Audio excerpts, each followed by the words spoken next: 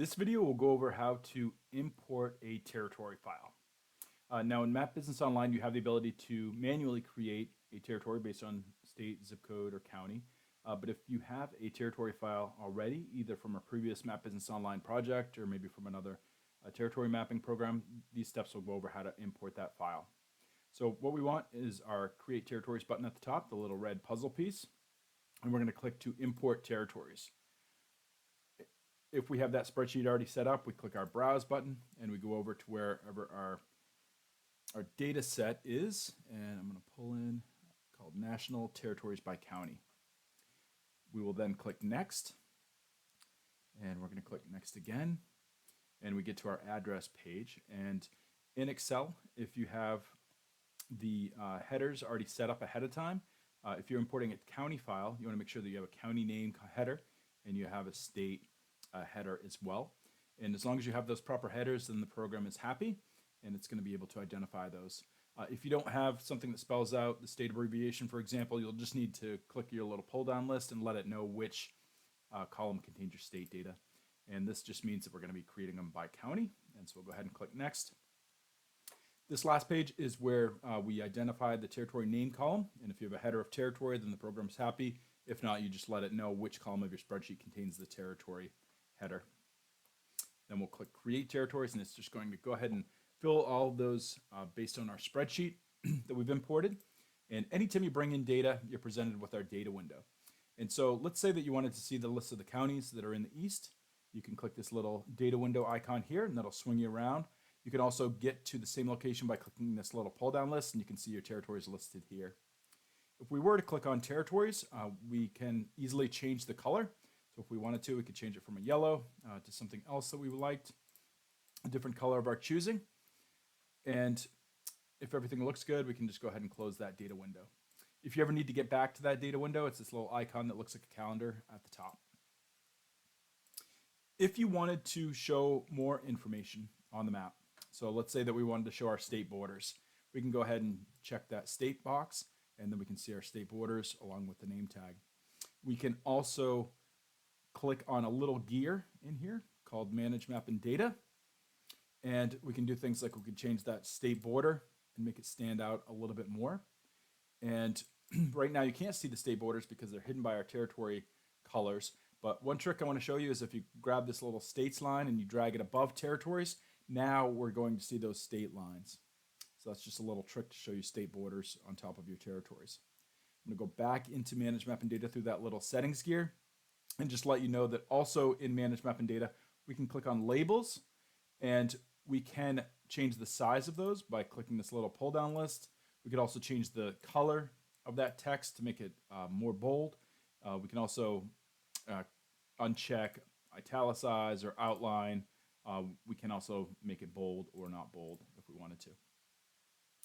Another fact about this Manage Map and Data is we can click on our territories line, and in here we have a general tab, and there is a transparency bar that I wanted to show you. And this is if you wanted to be able to see through your map.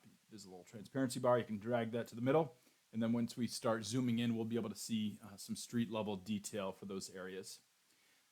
Also inside of this general tab, there's a box that says Hide Internal Boundaries. If you ever wanted a more seamless look, you can uncheck that box and make those internal territory lines go away.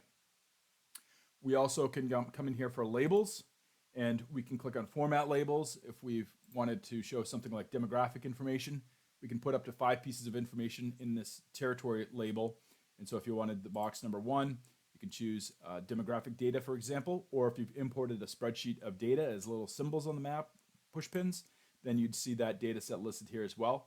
And you can add fields to that label by clicking this little pull down list. So that's another option for you. We also have a tab in here called Intersections. And so we automatically leave this first box checked that says allow territories to intersect. And the reason why we do that is we don't know if you want your imported spreadsheets to overlap or not, so we leave that on by default. If we did not have that checked, if we were to make some alterations or create a new territory and we did not have that checked, then essentially our new changes would steal counties from one territory and give them to the other. And if you ever did want to double check your work, so let's say you imported an old territory file You can check this box to hide territory intersections on the map. Highlight territory intersections on the map, and you can make them stand out with another color. I usually choose a red or a black or pink or white or something like that, just so it really stands out on the map. And so if a county is assigned to two different territories, then we'd be able to see that stand out a little bit more. I'm going to close out of that, and I'm going to delete my territories layer now and just show you what it looks like when we import a zip code file. I'll just click that little red X, and it'll ask me if I want to remove my territories. I'm going to say yes, and then I'm going to just repeat the process and just show you how to import a zip code file. And so I'm going to just go down to here. We'll look at Colorado territory, and we'll click next. Click next again. And a zip code territory file is pretty simple. You can just have a state column if you wanted to. It's not required. What would be required is a zip code column and a territory name column. One thing I wanted to let you know that we have this box up here that says ignore point-only zip codes. There's basically two types of zip codes. There's boundary zip codes that can be filled in with a color, and we are all familiar with our own individual zip codes. But there's also a second type of zip code, and that's called a point-only zip code. And what a point zip code is a building. So if you live in a large city and you have a very large post office building, that building could have multiple zip codes. If it's something like a state capitol building, you could have 17 point zip codes assigned to that one little building. We allow you to uncheck that because a lot of times if you're working with old data, point zip codes can do more harm than good, because if a point zip code is assigned to one territory and then the boundary zip code that that building is actually within is assigned to another territory, then you can get an automatic overlap and you're stuck trying to troubleshoot your spreadsheet. So when in doubt, I would probably uncheck that, but if you're really confident in your data, then you can leave it checked. So we'll go ahead and click next. This last screen, once again, just identifies that territory name column, and we just want to make sure that that's identified correctly, and then we can click create territories, and we have that map for us. It's going to tell us how many territories we have and if there's any issues with the plotted data, and we click done, and we get our territory map there. And if I wanted to, I could uncheck my states layer if I wanted to, if I just wanted to see that, or I could turn on my zip code layer if I wanted to make some changes to it.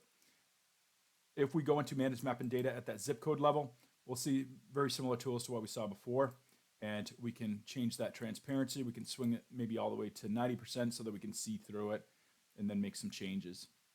We have more steps in another video about how to manually edit your territory. If you have any questions, please let us know, and thanks and have a great day.